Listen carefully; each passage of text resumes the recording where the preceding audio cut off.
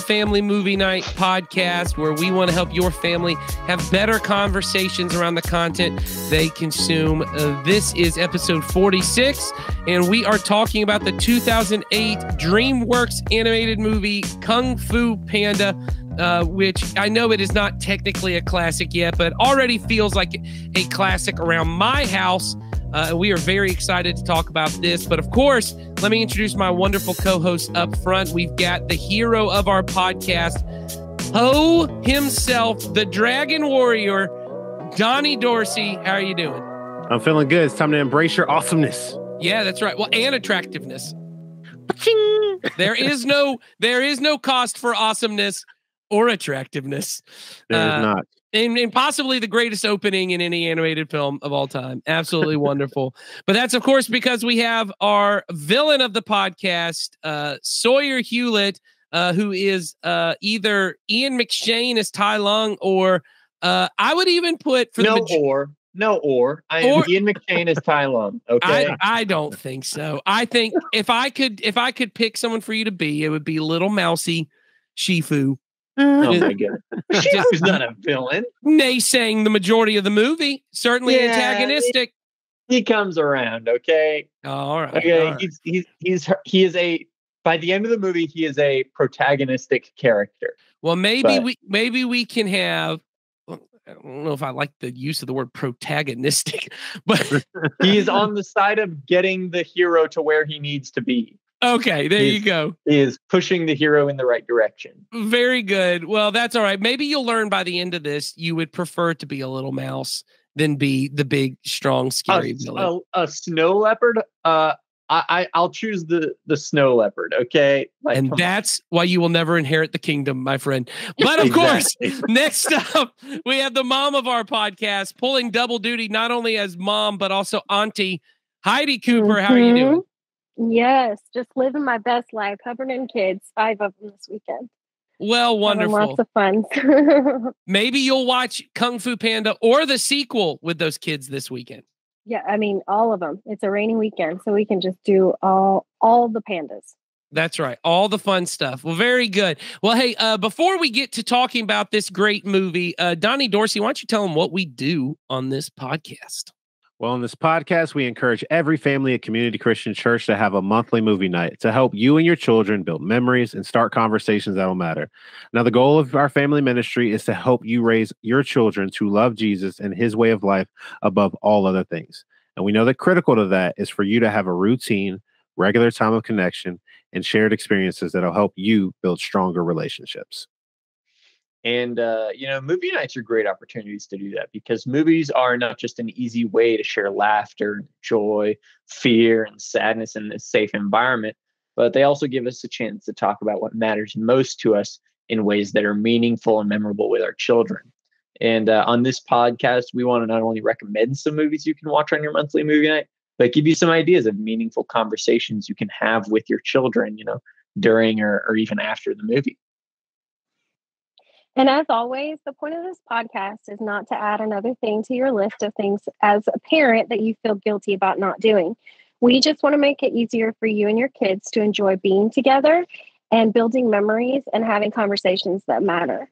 So throughout our conversation today, remember that we want to have fun and help you think through simple and easy ways to share your love of Jesus with your kids. And I think this movie is not only a great opportunity to have good conversations, but I think all of us would agree this firmly fits in the, hey, just have fun and laugh with your kids. This is just a solid movie to enjoy just time laughing with your kids. My kids love this movie, but it's not just up to me. So Donnie Dorsey, why don't you tell them what is it that you love about this movie, man? What Kung Fu Panda 2008. Do you remember? Did you see this when it was in theaters? I can't remember. I probably did, but I don't remember. But I mean, what's not to like about this movie? You have the hero of the movie is essentially not exactly the written hero that you expect to have. You have all of these different characters having all these varying traits, like, with the Furious Five. Like it's got all the ingredients. This is a perfect soup. I agree. This movie is so much fun. I went to see this. My wife and I were trying to figure out if we went to see this together or not. We were already engaged when it came out. But I was really at a point in my life where I was kind of getting back into animated movies. You know, you graduate high school, now it's cool to be into animated stuff again. It's not a problem like it was when you were in middle school and you were trying to assert yourself as a serious person who likes serious things like Pirates of the Caribbean. But this was a movie I went and saw, and I really wasn't expecting much. I like Jack Black, but I had never, I really just thought, oh, it's going to be a kid's movie. And we sat down, and the first 3 minutes of this movie blew me away. I was like, this is hilarious. This is funny. Visually, it's the coolest thing I'd seen. And for anyone who loves that first 3 minutes of the movie, you should know it's actually directed by Jennifer Yu Nelson, who goes on to direct Kung Fu Panda 2 and 3. And a lot of that art style comes back a lot in those movies. And so a fan of those movies, I'll just say this movie is a ton of fun, really funny, visually good looking. The action is incredible. We talked about the Sea Beast a couple ones, and we talked about some of the best action we've seen in an animated movie. I think this is even better than that. I think the action in this is solid, so good and so interesting. Sawyer Hewlett, you're already agreeing. What is it you love about? Now, you had told me you had a very similar experience with this movie that I had to Finding Nemo. So why don't you explain that to everybody? So I would never say that at any point I disliked this movie. I would say I was totally indifferent on it. I was like, yeah, it's whatever. It's Kung Fu Panda. It's totally innocuous. I hadn't watched it since maybe it came out in theaters, honestly. Maybe I saw it once on DVD. But like, you know, this came out, right. I think this came out when I was in 7th grade, maybe at the end of 6th grade. And I was fully entrenched in, if it's not Lord of the Rings or a war movie or Star Wars, I'm not that interested in it. And so especially with the sequels, I was not into them at all. I think I've seen each of them maybe once, and I don't remember anything about them. We were talking off camera, and I'm actually really excited. I'm going to rewatch those very soon because I because of how much I enjoyed it this time. And, you know, not many animated movies are able to get me to change my mind as much as this movie did, because you said it, the action in this movie is and I don't know, maybe it's just I enjoy animation better than live action. The action is so cool throughout every sequence. Every sequence is unique. There's a really cool jailbreak scene that I promise you is cooler than anything in live action. There is a really, really cool team up scene that where the bad guy kind of just does whatever he wants with the good guys and he wins and stuff like that. It's really awesome. And the final battle sequence is really cool. But in a really unique and different way. We have the really cool opening. The action in this movie is just really good. The humor is okay. I love the humor. I would not begrudge someone though for being like, this is a very 2008 kids movie sense of humor, which works for me. I know if I asked my brother what he thinks of the humor, he would be like, that is the dumbest movie ever. To which I would say, I can't help you then. But I like this movie. I like this movie. Well, this may be the first time, but maybe it won't be the last time I say this. We did not make this podcast for your brother. So. Exactly. And so, but no, if anyone in our audience is raising your brother and they need to find a movie to watch for him, we can talk to your parents later. Yeah. We can help them figure it out. But I don't even think my parents know that this podcast exists. That is probably true. And so, but no, I really like the movie. I really this movie has a surprisingly stacked cast. There is not a non-famous person on this cast. Everyone is what was the budget for this movie? Because the animation is great. There's star power. Angelina Jolie plays a character with a quarter of the screen time, and then there's Seth Rogen playing a character with 3 lines of dialogue. This is also, you got to remember, this is 2008, post Shrek, this is the landscape for DreamWorks. They didn't make a movie that didn't have actors all through. I mean, they made Shark Tale. Yeah, they made a movie where they put They made a fish with Will Smith's ears. Yep. They thought, you know what'll sell a movie? Will Smith's ears on a fish.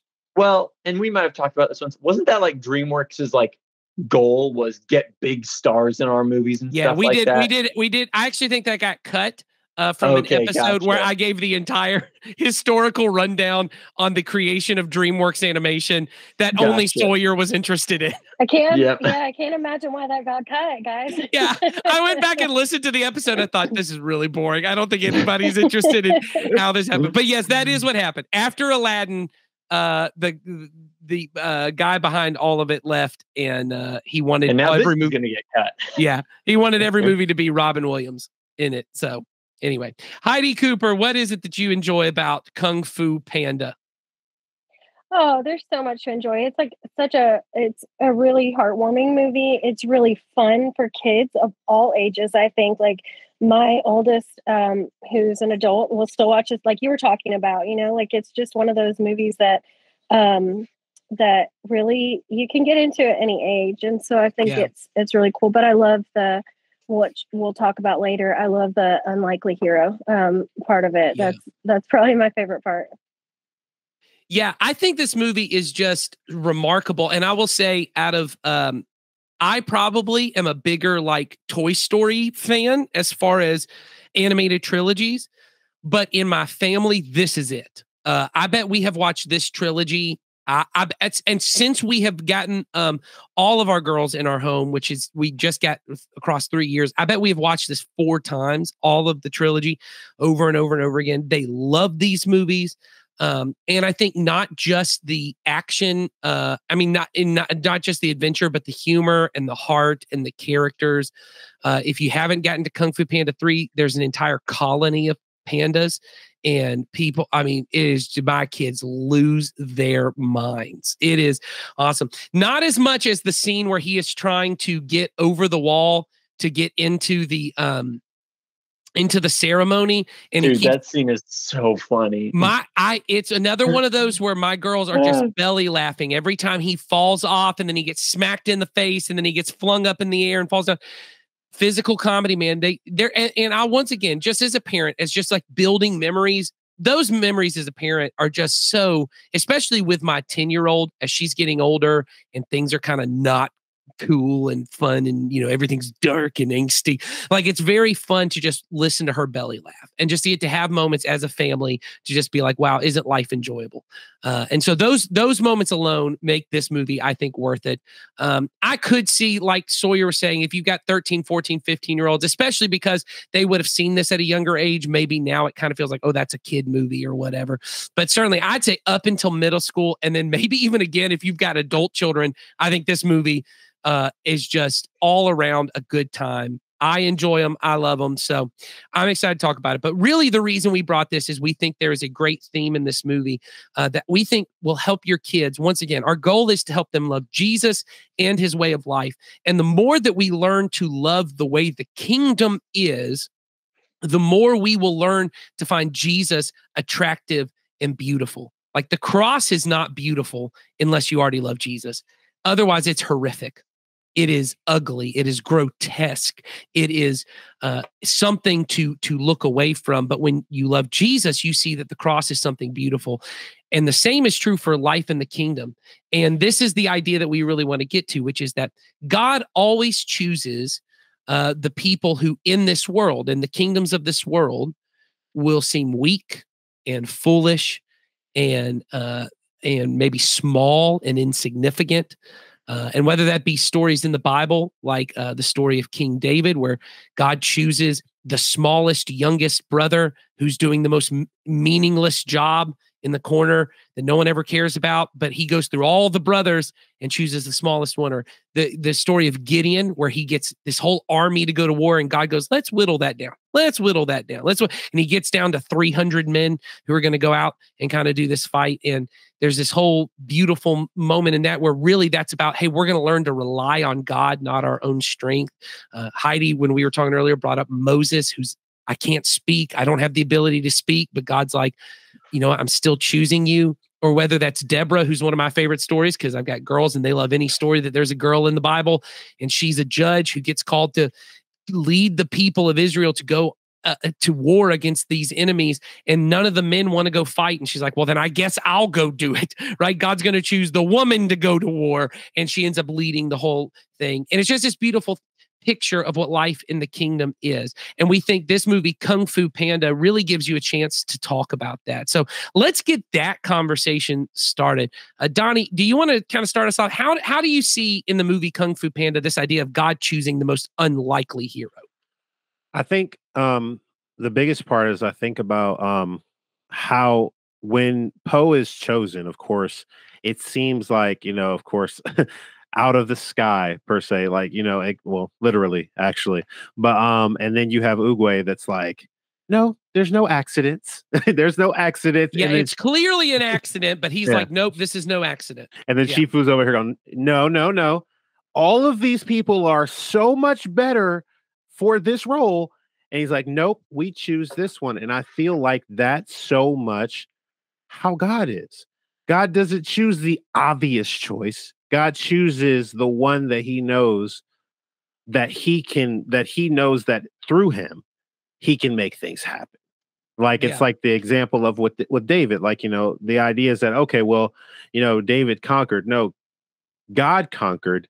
David did what God asked him to do, and he stepped up. And because of that, he was able to do these amazing things, you know, in that particular case, like the David versus Goliath. But I think it's that idea of when you look at all the details of things, because we always kind of look at the end result.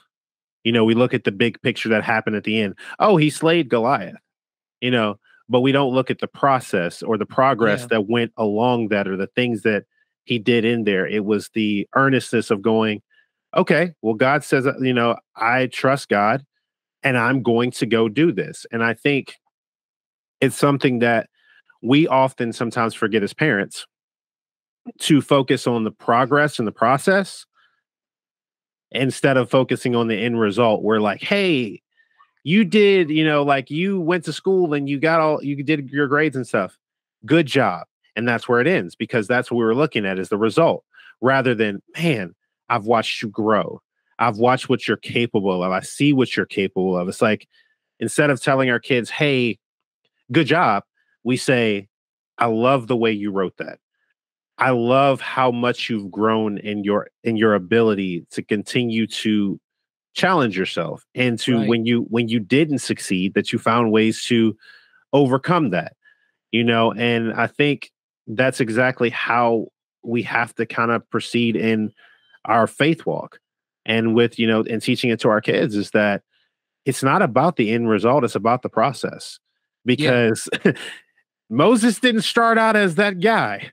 Let's be clear. Like, Moses was not the guy. It was like, Moses like, I don't want to do this. I'm not good. Well, and Moses didn't even end as that guy. Moses spent his whole time bumbling and fumbling and messing things up. But what was credited to, and we talked about this, I think, on the podcast about heroes. I think that was on the Sea Beast one of what gets credited to Moses' righteousness is not his skills and his abilities. It was his faith in God. Exactly. It was his ability to say, even though I am, it's the old saying of God does not call the equipped, he equips the called. When God calls you to do something, you may not be able to do it, but it's, do I have faith to step out and do it anyway? That makes it. And being able to kind of say that, and that's kind of conversation I had with my kids is, I said, you know, look at Poe. There's nothing about him, right? He's this kind of fluffy. He does not look like a hero. He's fluffy, right? He can't, you know, do any of the tasks that are required of him. He can't be a hero like they need him to be. And the biggest threat they've ever had is coming, and he's the one that has to stop it. How is he going to do it? Like, exactly. He can't. You know? Yeah, because most of I mean, if you look at most of the people that have done great things through God, it's not the person you expect. It's, you're talking about, like, if someone told you, said, hey, all right, we're about to go to war, but the person who's going to lead us into this battle has killed every single one that looks like us. Like, wait, what? Right. Wait a minute. Like, Yes. and that's Paul. Like, Paul was on the other side, like, of the war. And then he's like, no, now we're on this side, and God did amazing things through him.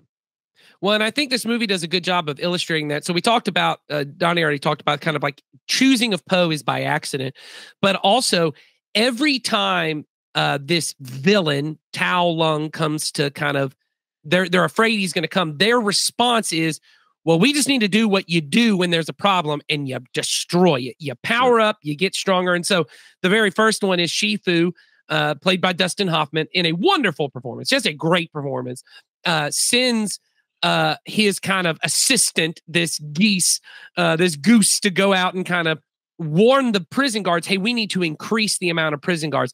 And there's this, awesome, even before the escape scene, of just like the layout of the prison. Sawyer, that just seems like it was totally your vibe of like these rhinos played by Michael Clark Duncan in a great, like, just like laying out the prison.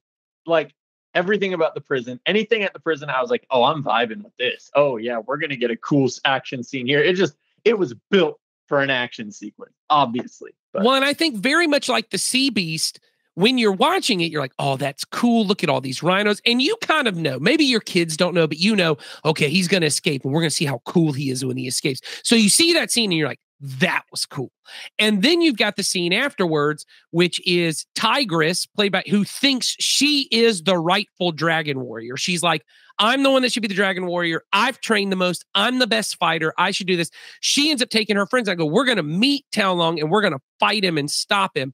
And there's a great action sequence on that bridge there. I mean, that's just a cool action sequence there. It's shot cool. It looks cool.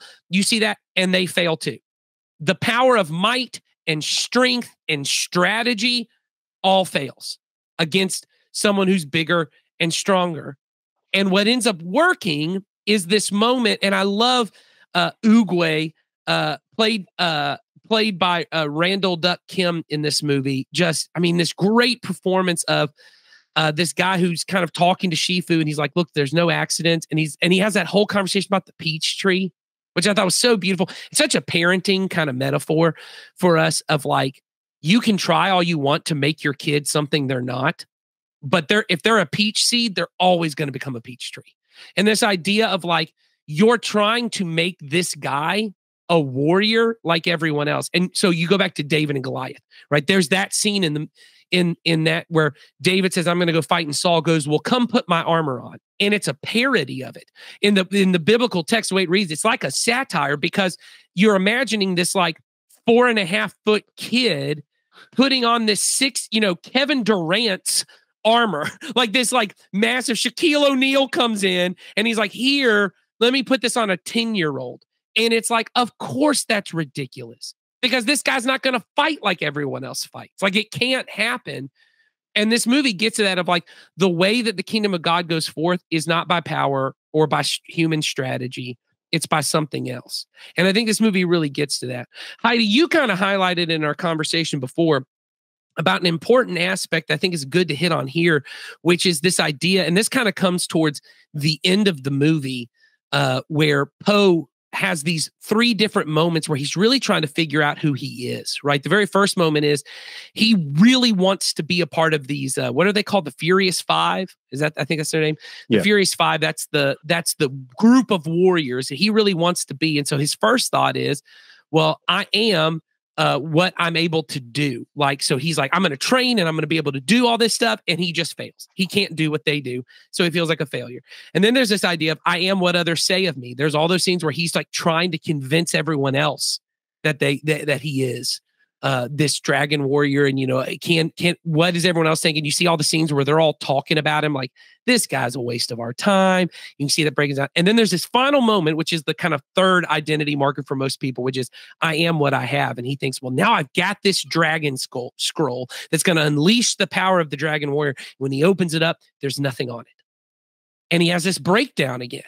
And then there's a moment where he goes and he talks with his dad, And Heidi, I think you wanted to highlight something about this. So why don't you tell him a little bit about what that scene is where he goes back to his dad, he feels defeated. I'm not the person, I can't do this, and how that scene kind of translates.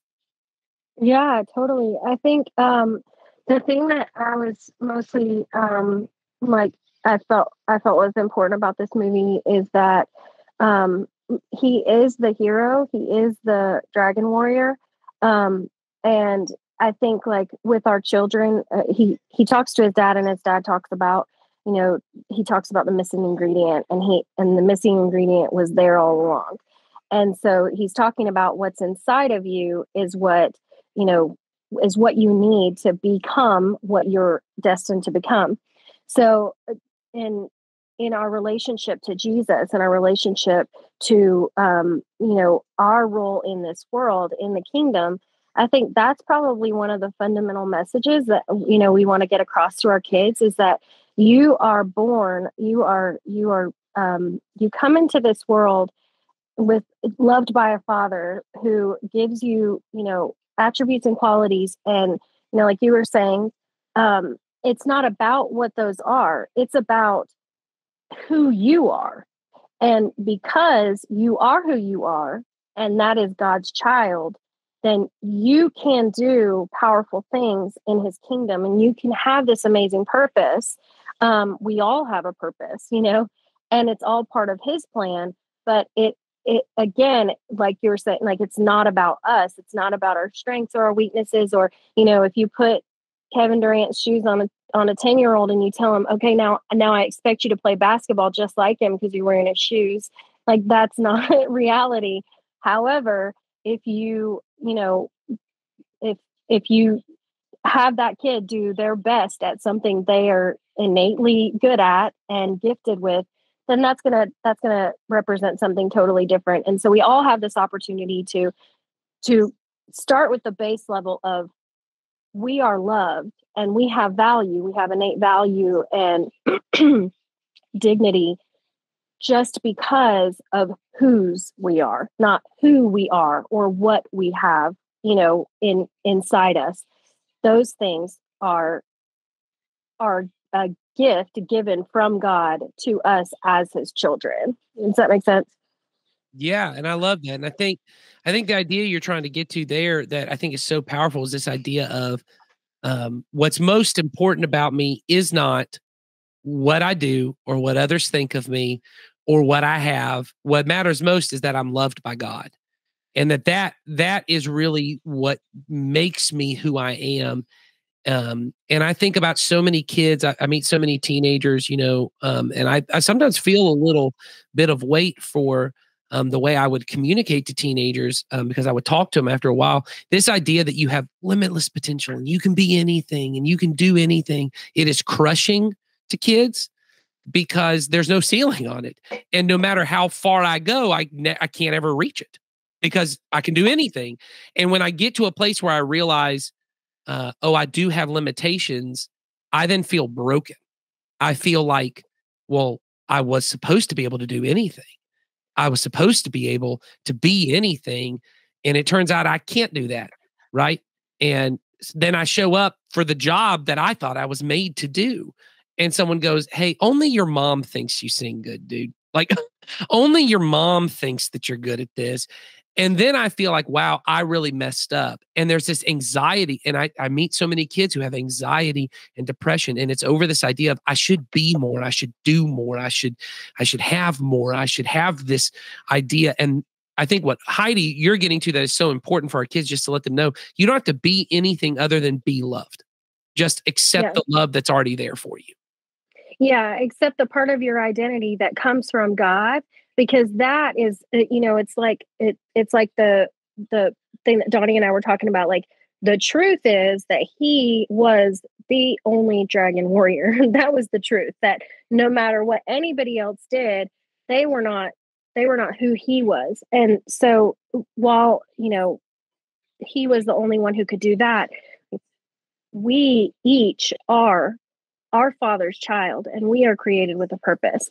And so I think it's like, yeah, you know, everything you were saying is exactly right. And And if they have the fundamental, truth that you are God's, you are loved by the king over all of this, then you can rest in confidence that as you grow, as you develop, then you will find your purpose. You'll find your calling, you'll find the things about you that can, make a positive impact on other people's lives.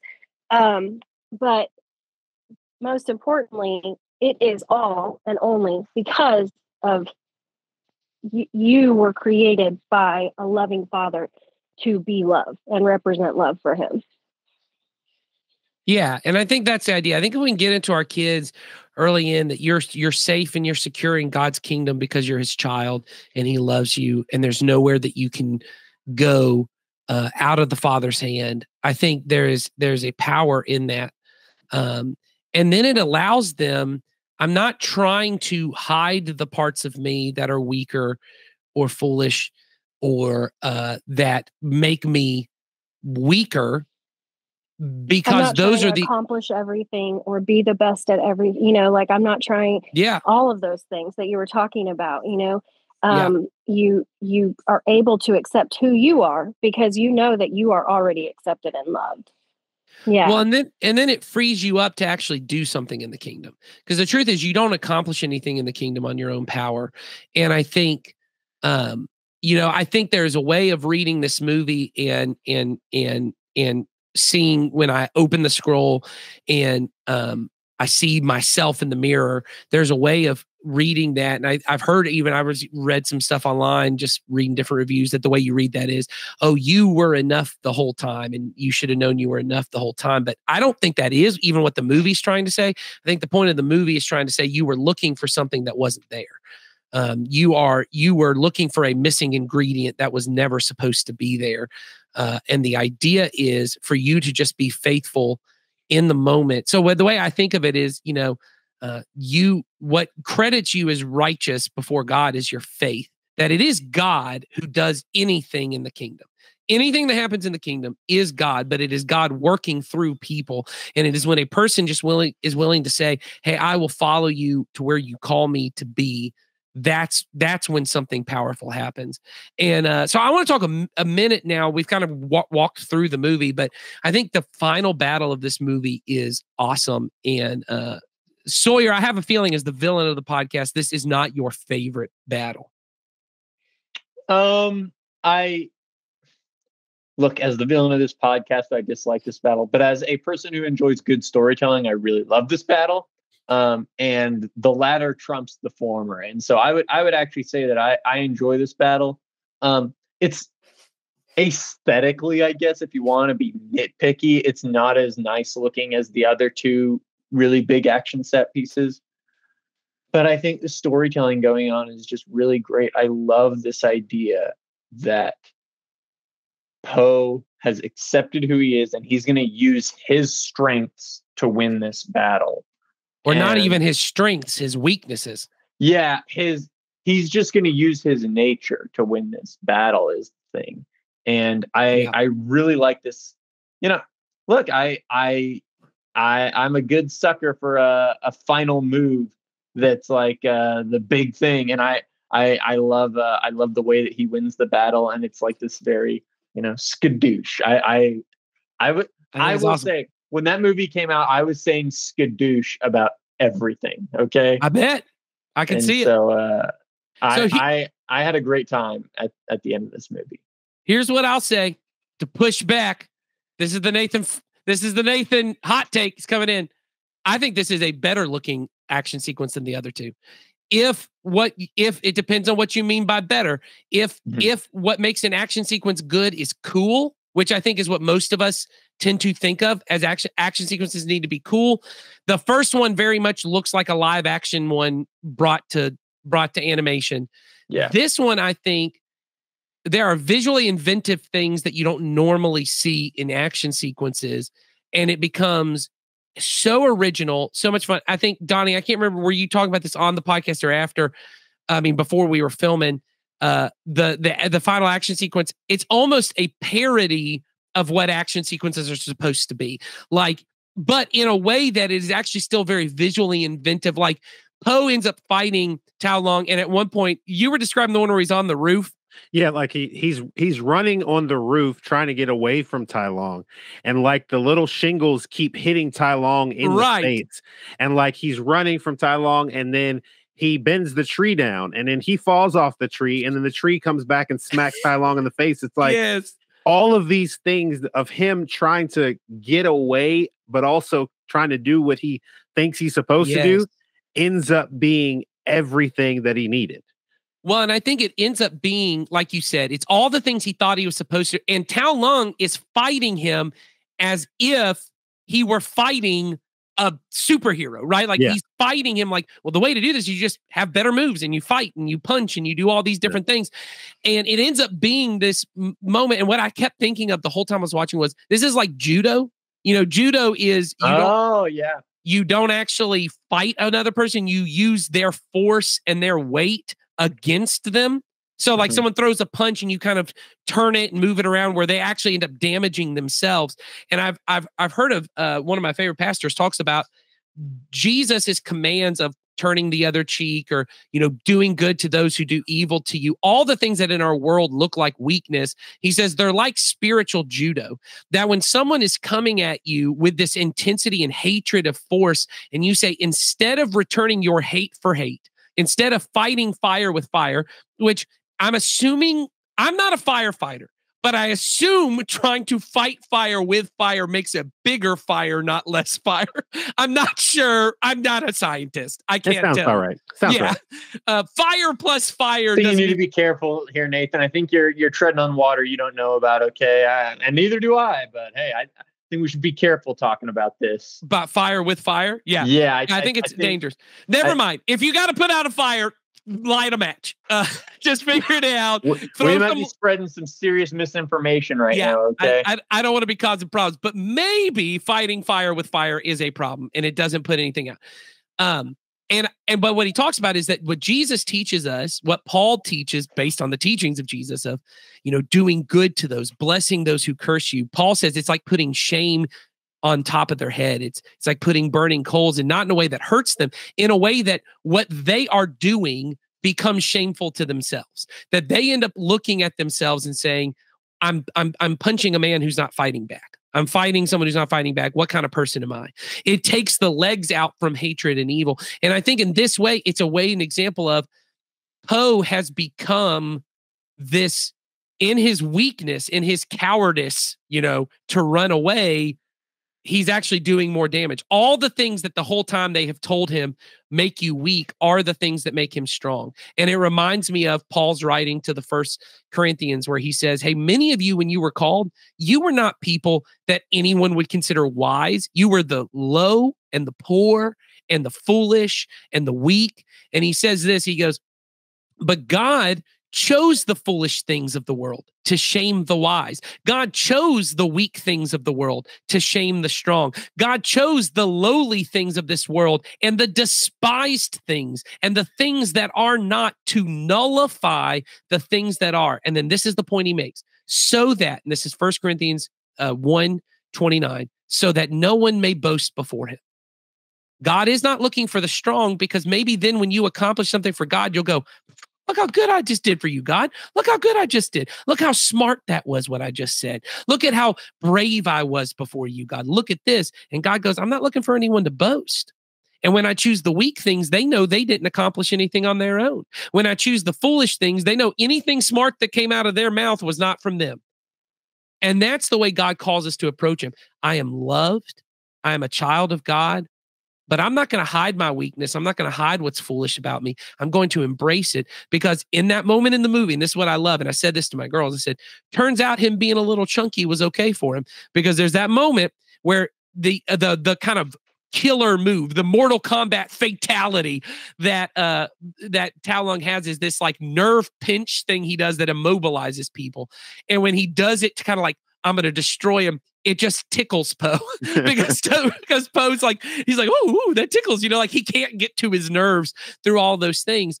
And it's not like Poe was using what was innately strong about him It was that he was using what was innately weak about him, and it was a spiritual judo move.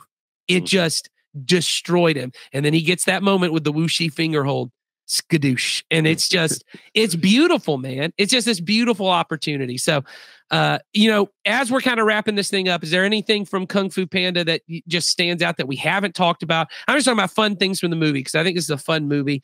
And I think we've covered a lot of what parents can talk about. But I also just I really want to push just watching this movie with your kids because it's fun. So anything that stood out to you from this movie we didn't talk about, Donnie?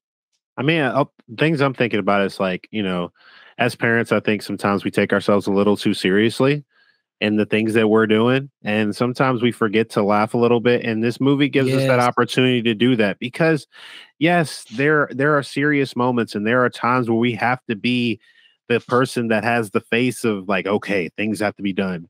But there are times as a parent, you just have to have that belly laugh where you just like, where your kids go, oh, okay. So you're not just the person that helps me to learn all these things through lessons. You're also a person that enjoys the simplicity of life, of laughing about moments that are funny. Yeah, I agree. That's a lot of fun. Heidi, you got anything? Oh, I just wanted so much food after this, like the soup. Oh, I know. The dumplings, the noodles, all of it. Yes. I was so hungry. So yeah, I thought, oh man, this would be totally fun to watch this with my kids and have some of that. So there's another Heidi, idea to make it a little more you were fun. talking about dumplings. Have you watched the Pixar? It's either Pixar or Disney animation short Bao. Yes, Yes. Oh, that'll break your heart right there. Break your heart. Basically encapsulates my first parenting journey. Oh, how Don't true ever that leave is. me. Don't ever grow up. I will consume you. All right. Sawyer, anything from Kung Fu Panda that we didn't get to talk about? I would go remiss if I did not mention that this is the second Jackie Chan movie that we have talked about. Jackie Chan, criminally underrated in this movie. His performance as Monkey is awesome. That's true. That's true. He's good. He's good. He's very good. All right. Well, I hope you guys watch this. I hope you watch the other two Kung Fu Panda movies. They're awesome. And of course, we hope you guys have great conversations, whether it be about this movie or about anything that just help you to lead your family to love Jesus and his way of life even more. We'll see you guys next time.